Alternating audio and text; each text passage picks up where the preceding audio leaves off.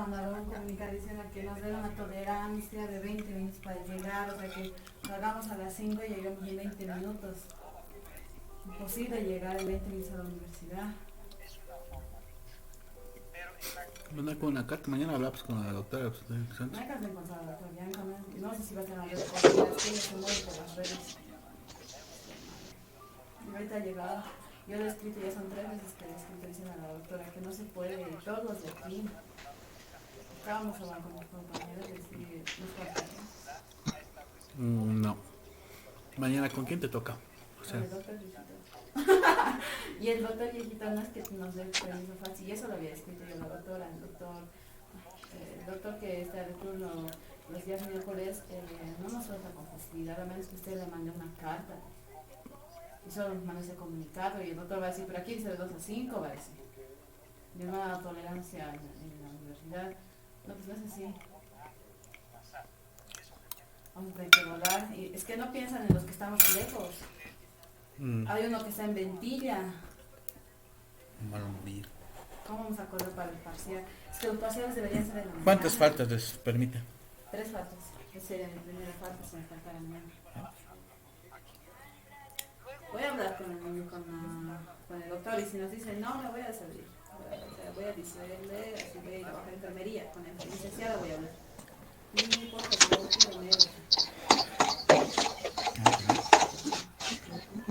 favor, tengo parcial, solo voy a tener media hora. Si puedes, me puedo llegar. Media hora, 4:30. Muy bien, jóvenes, después de haber eh, Me voy a salir. arreglado el pequeño desperfecto, vamos a empezar la teórica correspondiente. Bueno, vamos a definir a la difilibotriasis como una infección parasitaria por cestodes del género Difilobotrum. Estos parásitos generalmente van a tener un huésped definitivo y un huésped intermediario. Ustedes saben que el huésped definitivo es aquel ser vivo que aloja al parásito hasta la forma adulta. En este caso, el huésped definitivo van a ser mamíferos y aves y los estadios larvales, es decir, el huésped intermediario van a ser los copépodos y peces de agua dulce. En ese entendido, vamos a mencionar que esta parasitosis humana se refiere fundamentalmente a la infección por parásitos adultos del Difilobotrum alatum que se va a localizar a nivel del intestino delgado, fundamentalmente en el duodeno, yeyuno e ilion. Es el lugar donde se va a localizar este parásito. En cuanto a la epidemiología, vamos a mencionar que esta enfermedad se distribuye en todo el continente ecuménico, fundamentalmente en Europa. Se encuentra prácticamente en todo lo que es la Unión Soviética, todos los países prácticamente colindantes. También se encuentra en Europa. Estamos hablando de Francia, hablamos de países como Portugal, España.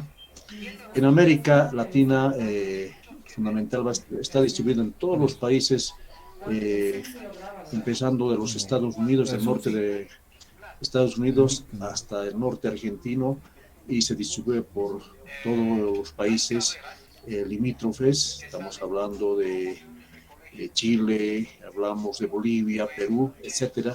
Es decir, que esta enfermedad se va a distribuir prácticamente desde el Océano Atlántico al Océano Pacífico. Es decir, que es muy frecuente en países que tienen costa marítima. Entonces, en el caso particular de nuestro país, tenemos casos importados de Chile, Perú, donde la enfermedad se va a distribuir por todo el Océano Pacífico. Bueno, un segundo.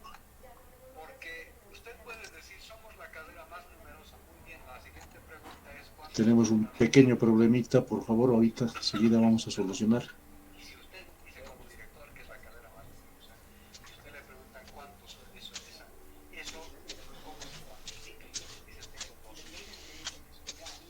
Ahora,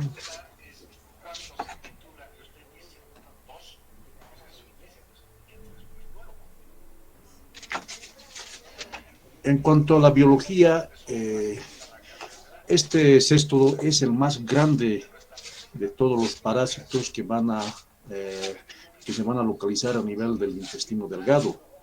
Su diámetro es aproximadamente de 8 a 12 metros de longitud. Como ustedes podrán observar, es un parásito muy grande que prácticamente va a ocupar todo el intestino delgado. En cuanto a la anatomía, vamos a indicar que la cabeza o el escólex es pequeño, alargado en forma de espátula o punta. Mide prácticamente de 3 a 1 milímetro. Tiene un cuello de donde van a emerger las proglótides, y el conjunto de las proglótides van a formar lo que es el cuerpo o estróbila, que está constituido de 2.000 a 3.000 proglótides trapezoidales. Es bueno mencionar que la vida de este parásito oscila entre más de 10 años a un promedio de 25 años en el intestino delgado del hombre, cuando no es diagnosticado y no recibe tratamiento adecuado. La maduración de este parásito es de 25 a 26 grados centígrados, y de los cuales van a emerger los huevos de 10 a 15 días. En cuanto al ejemplar adulto, vamos a mencionar que este parásito, si ustedes observan, va a presentar una cabeza o el escólex, de donde emergen dos bótrias muy importantes y un par de ganchos que le permite adosarse al intestino delgado. Además va a presentar un cuello de donde van a emerger las proglótides. En el cuello se van a encontrar también las células totipotenciales, que da origen a la estrovilización, es decir, a la formación de las proglótides, de donde van a ir a distribuirse en proglótides inmaduras, maduras y grávidas, como todo céstodo, ¿no? Es donde las proglótides inmaduras, donde ya el parásito empieza a diferenciar en cuanto a la morfología de los huevos. Y las proglótides grávidas es donde se van a encontrar los huevos embrionados, que se van a eliminar a través de las heces fecales. Si ustedes observan, este parásito es muy largo, prácticamente hemos indicado que va a medir más de 10 metros, ¿no? 10 a 12 metros, entonces es uno de los parásitos más gigantes de los céstodos, ¿no? Si ustedes observan acá, en esta imagen podemos observar prácticamente la cabeza, el cuello y las proglótides, ¿no? Que tienen forma trapezoidal, que va a ocupar prácticamente todo el intestino delgado. En esta figura podemos observar las botries, el par de botries, que nos permite adosarse a la mucosa del intestino delgado, y la presencia de los ganchos, de tal manera que cuando se localiza a nivel del intestino delgado va a causar una acción traumática y posteriormente sus lesiones a nivel de todo el intestino delgado. En cuanto a la clasificación, existe ya, según la serotipificación, tres especies muy diferenciadas del Diffidobotrum. Tenemos el Diffidobotrum latum, el pacificum y el dendriticum. El Diffidobotrum latum es la tenia más ancha que existe, que se va a encontrar generalmente en peces de agua dulce como el salmón. El Diffidobotrum pacificum se encuentra en animales marinos, como los lobos marinos, en las costas de los océanos, y el Dendriticum se va a encontrar en las aves y gaviotas. De estos tres ejemplares, el Diffidobotrum latum tiene importancia epidemiológica porque va a parasitar al huésped humano. En cuanto al ciclo evolutivo, vamos a mencionar que es un ciclo de tipo heteroxénico, es decir, que tiene un huésped definitivo y un huésped intermediario. Por definición, huésped definitivo van a ser los seres vivos, animales o vegetales que van a albergar al parásito hasta la forma adulta. En este caso, el huésped humano aloja a este parásito, y si el parásito no es diagnosticado en forma oportuna y no recibe un tratamiento adecuado, puede vivir de 10 hasta 25 años en el huésped definitivo, que es el huésped humano. También pueden ser mamíferos, ¿no? El huésped intermediario los vamos a dividir en dos partes, ¿no? Uno son los crustáceos copépodos, donde se van a encontrar el primer estadio larvario, y el segundo estadio larvario van a estar en los peces de agua dulce. Estamos hablando del salmón, trucha, para peces muy grandes, ¿no? La localización va a ser en el intestino delgado, es decir, se va a localizar en el duodeno, en el yeyuno y en el ilium. El mecanismo de infección de esta parasitosis es la ingestión de peces de agua dulce crudos o insuficientemente cocidos. La vitalidad, como hemos mencionado anteriormente, es de 25 años, ¿no? Entonces es el tiempo que puede vivir prácticamente este parásito si no recibe un diagnóstico y un tratamiento en forma adecuada. Acá vamos a mencionar el ciclo evolutivo heterogénico, haciendo un resumen. El huésped humano prácticamente va a albergar al parásito adulto. Si ustedes se fijan acá, vamos a encontrar que el parásito adulto se va a localizar prácticamente en todo el intestino delgado, en el duodeno y yeyuno y en el ilio. Si ustedes se fijan en esta imagen, este parásito, el minto gigante, en el extremo terminal se van a encontrar las probótides grávidas que van a eliminar a los huevos. Estos huevos en un principio no son embrionados. Estos huevos van a ser eliminados al medio ambiente y van a caer a las aguas. En el agua, estas probótides grávidas se van a transformar en huevos embrionados, es decir, que van a presentar una cápsula externa, una capa externa y una capa interna sincicial donde va a alojar al embrión hexacanto. Estos huevos embrionados, cuando son eliminados al agua, se transforman en un primer estadio larvario denominado coracidio. Este coracidio va a tener cilios que se van a encontrar prácticamente en las aguas, en los charcos de agua, donde va a encontrar a los crustáceos de agua dulce. Es decir, los crustáceos de agua dulce, los copépodos prácticamente van a ingerir a los coracidios, y dentro de los crustáceos copépodos, el coracidio se va a transformar en un primer estadio larvario. A esto denominamos la larva procercoide. Esta larva procercoide se va a encontrar prácticamente en toda la capa muscular del crustáceo. Estos crustáceos que se van a encontrar en el mar van a ser ingeridos por los peces de agua dulce. Estamos hablando acá del salmón, que son peces muy gigantes, que se van a alimentar de estos crustáceos que forman parte del plancton del hemisferio, plancton prácticamente de lo que es el agua. Entonces, estos crustáceos, cuando son ingeridos por los peces de agua dulce, se van a transformar en un segundo estadio larvario, es decir, la larva clerocercoide, que se va a encontrar enquistado en el músculo de estos peces. ¿Y cómo se va a infectar el huésped humano de esta enfermedad? Es a través de la ingestión de peces crudos o insuficientemente cocidos. Por ejemplo, es muy frecuente en países vecinos como en el Perú que se ingiere bastante lo que son los ceviches. Entonces, esta es una forma también de contagio muy frecuente. Los chinos acostumbran a consumir peces insuficientemente cocidos, ¿no? Entonces, estos peces que van a contener la forma larvaria clerocercoide va a ser la forma de infección al huésped humano.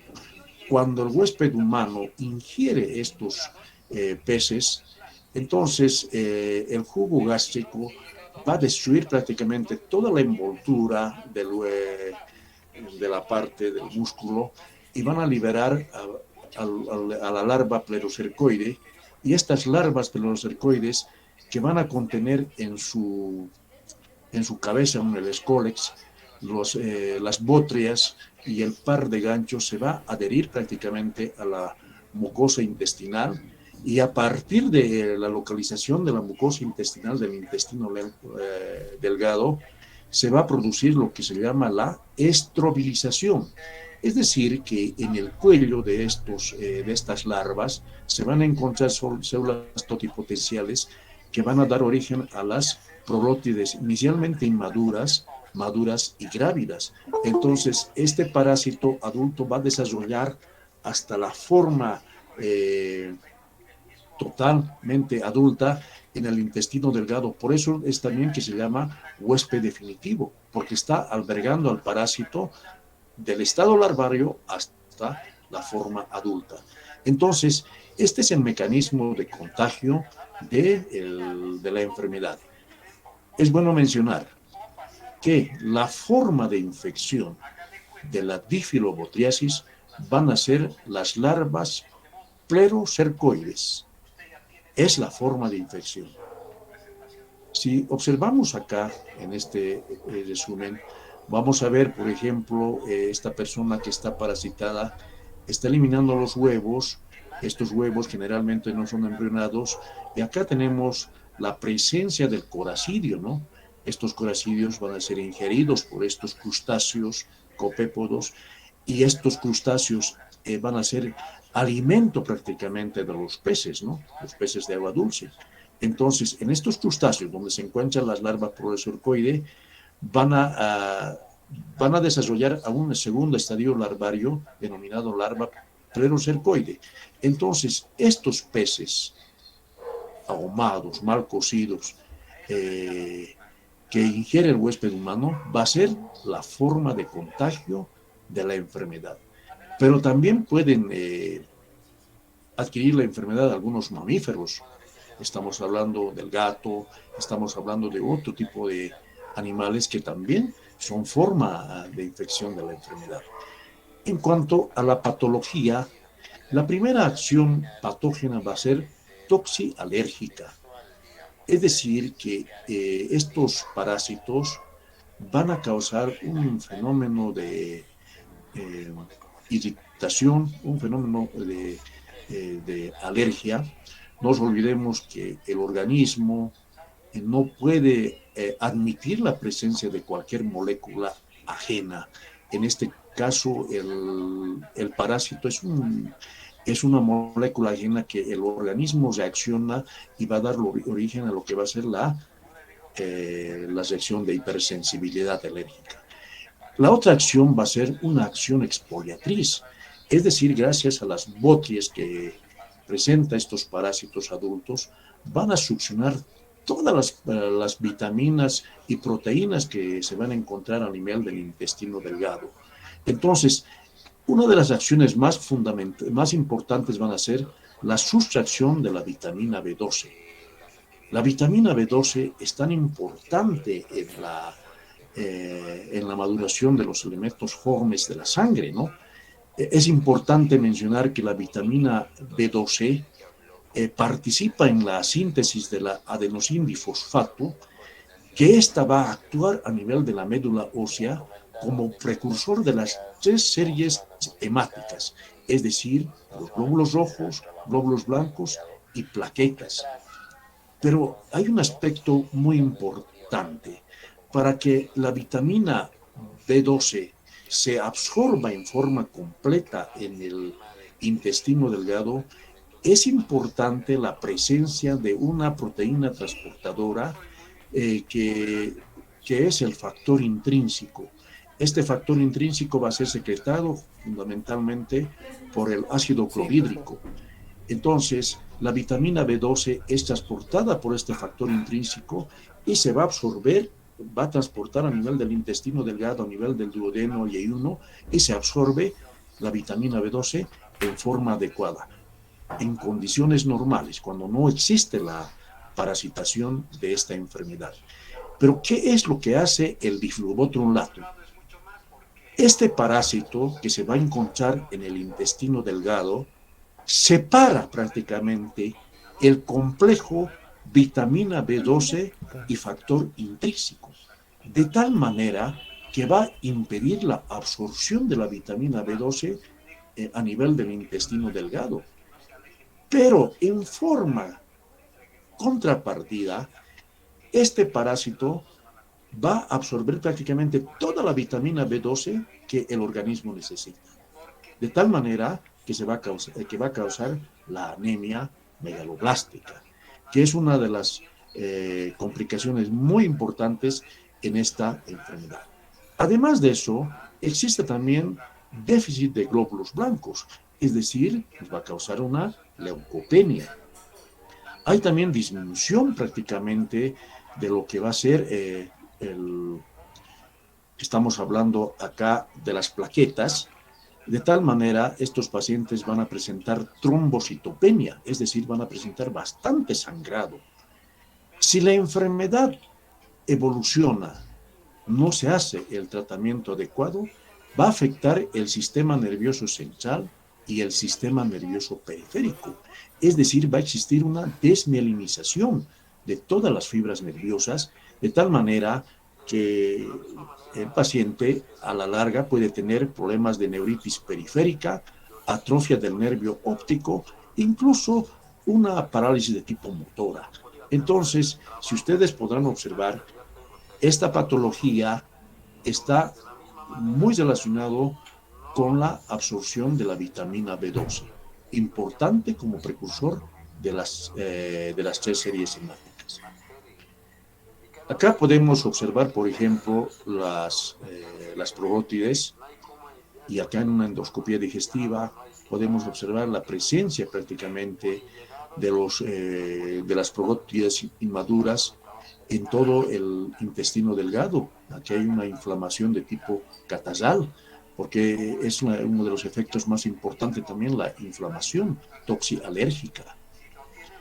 Acá podemos observar un Diflubotrón latum prácticamente ocupando todo el intestino delgado, de tal manera que va a impedir la absorción de los micronutrientes y fundamentalmente de la vitamina B12. Entonces, si este parásito no hacemos un tratamiento en forma adecuada, entonces la vitalidad, como hemos indicado anteriormente, va a ser de muchos años. En cuanto a la clínica, vamos a indicar que el 50% de los infectados por esta parasitosis son asintomáticos. El otro 50% que van a presentar síntomas, vamos a dividir en síntomas generales. Fundamentalmente existe un malestar general. Hay pérdida de apetito, hay adinamia, hay anorexia y hay bulimia. Es decir, que las personas comen, pero no van a aumentar de peso, al contrario, van a tener una disminución del peso.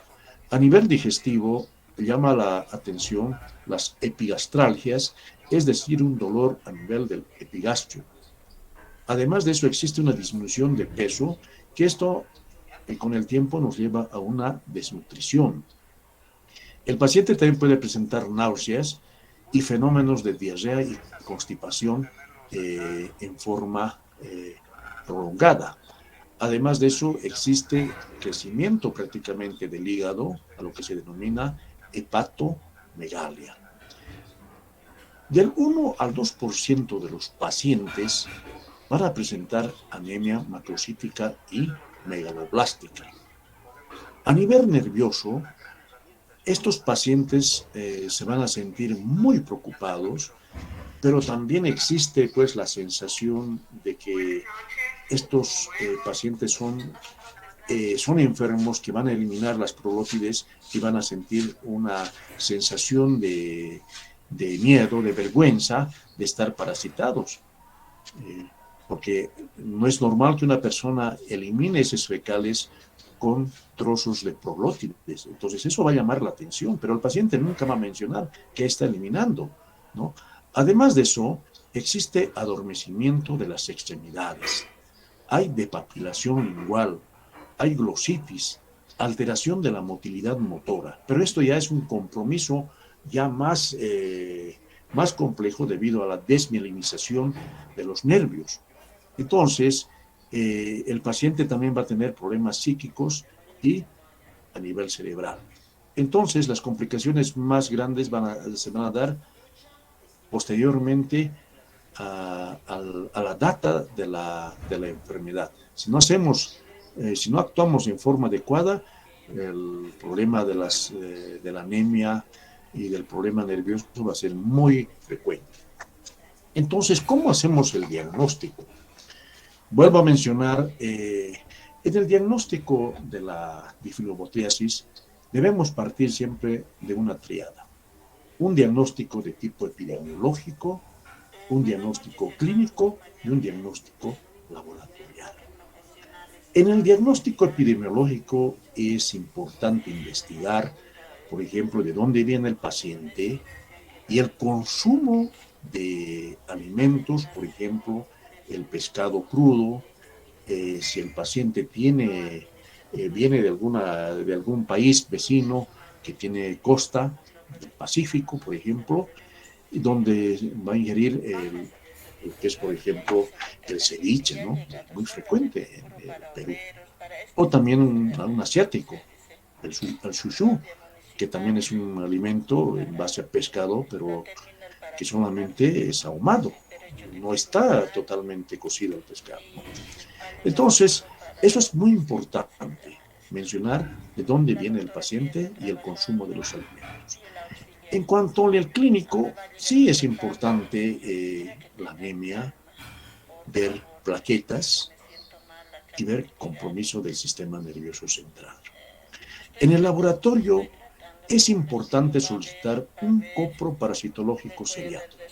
El coproparasitológico seriado de 3 series nos va a dar mayor sensibilidad para poder identificar los huevos del Bifidobotrum.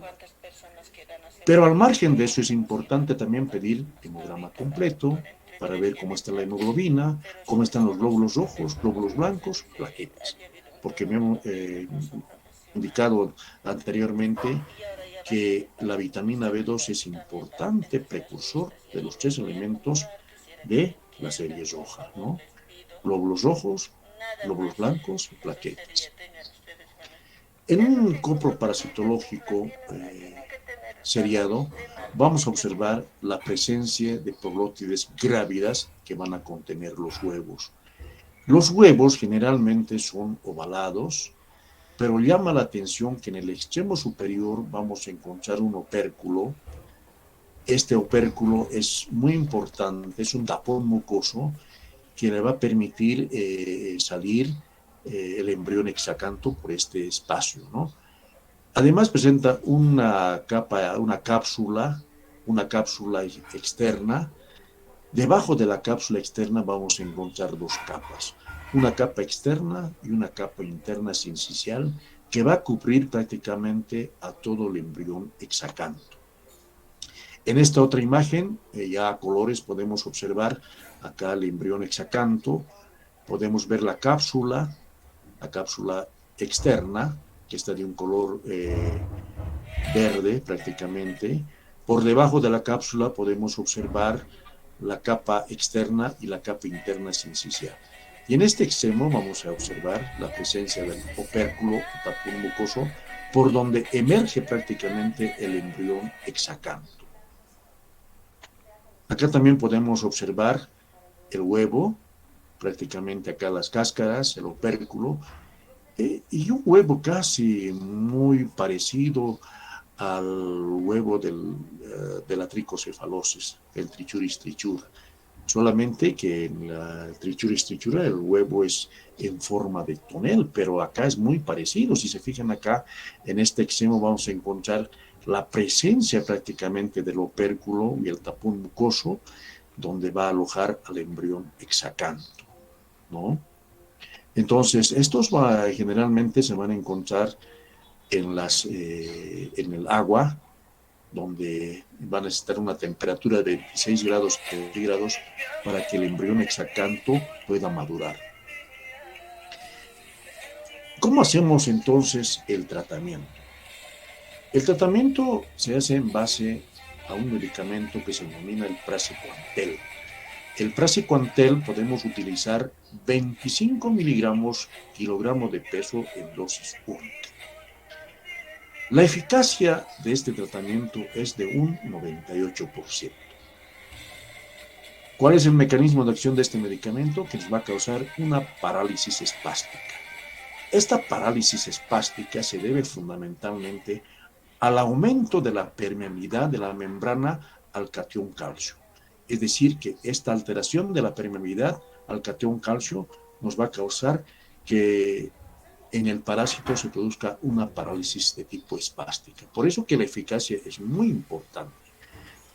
Pero al margen de eso se puede utilizar también la niclosamida, que tiene una eficacia del 80 al 95%.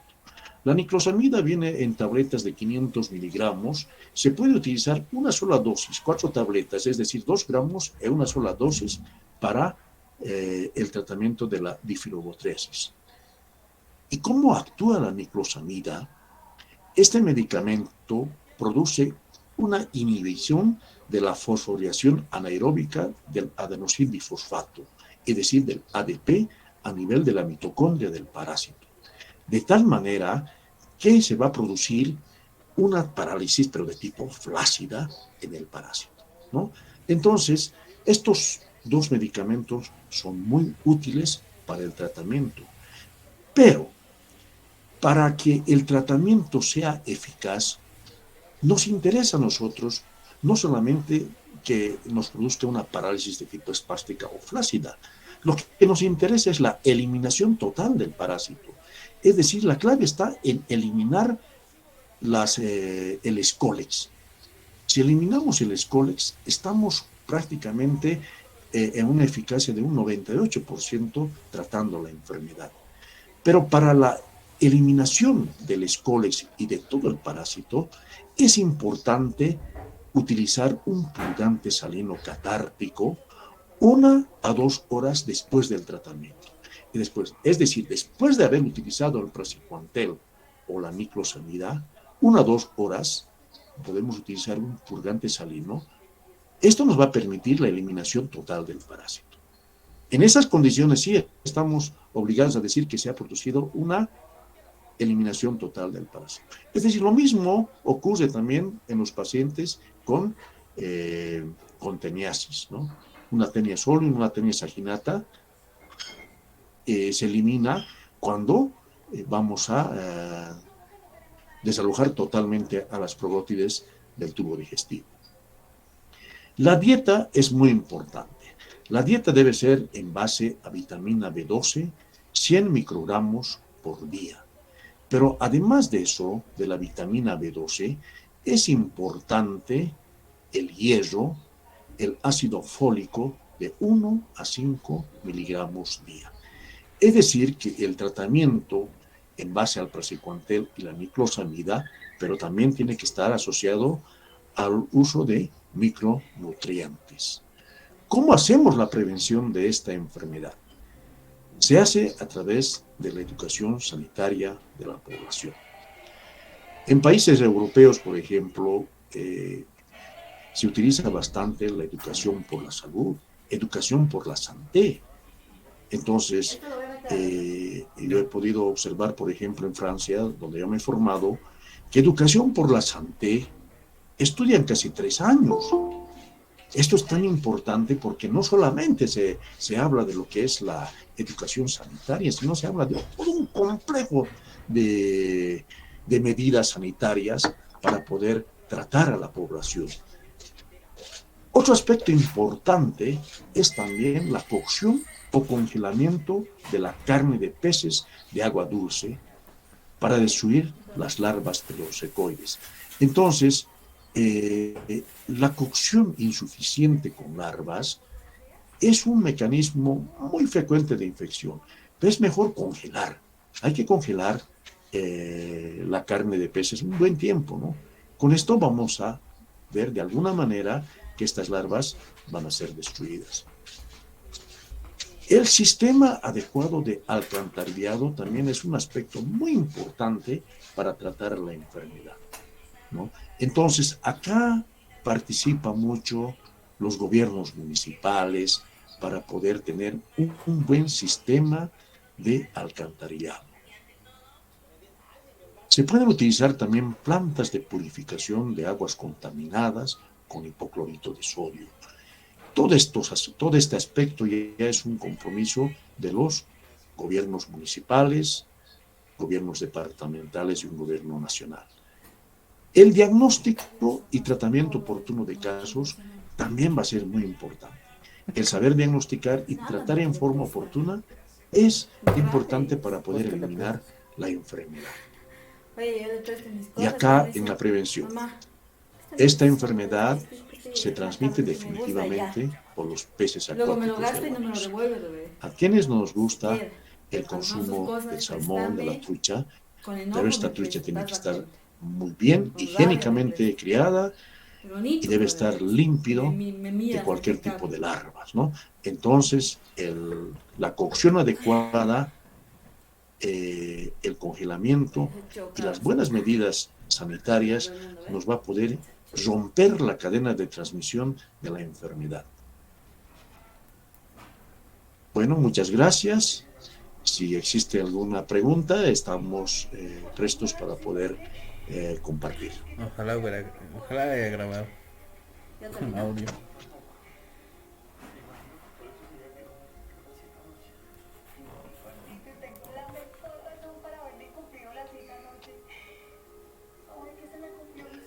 De todas maneras, jóvenes, todo el tema que se ha expuesto vamos a enviar a la cátedra correspondiente para que ustedes puedan bajar y poder estudiar. Prácticamente en la práctica sí se dan de los temas que se avanzan y en los exámenes también de lo que ustedes están observando. Es más fácil una presentación y ustedes tienen todo el material didáctico para que puedan estudiar.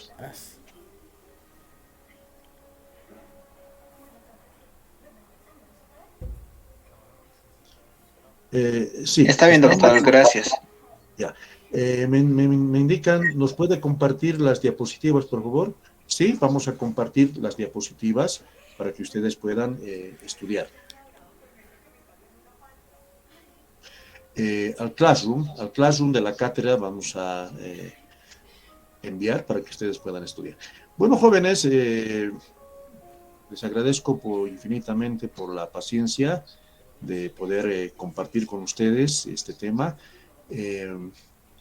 Nos vamos a estar viendo en la próxima teórica que voy a dictar la próxima semana, si no me equivoco, según el cronograma.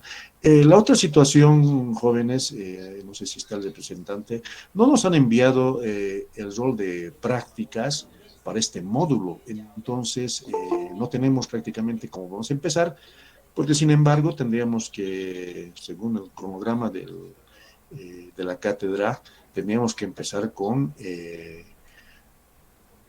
teniasis. Es un tema muy importante, pero sin embargo yo esperaría prácticamente que nos envíen el rol de práctica para este módulo. Sin embargo, el grupo correspondiente debe seguir estudiando los temas de helmintos, pero fundamentalmente teniasis. Va a ser esa la primera práctica, supongo. Esperado hasta este fin de semana que me envíen, no me ha llegado el rol de prácticas. Sin embargo, vamos a repasar los temas pasados para entrar ya de lleno a las prácticas. Entonces, muy buenas noches, jóvenes. Los quedo muy agradecido por la paciencia y nos veríamos en otra oportunidad.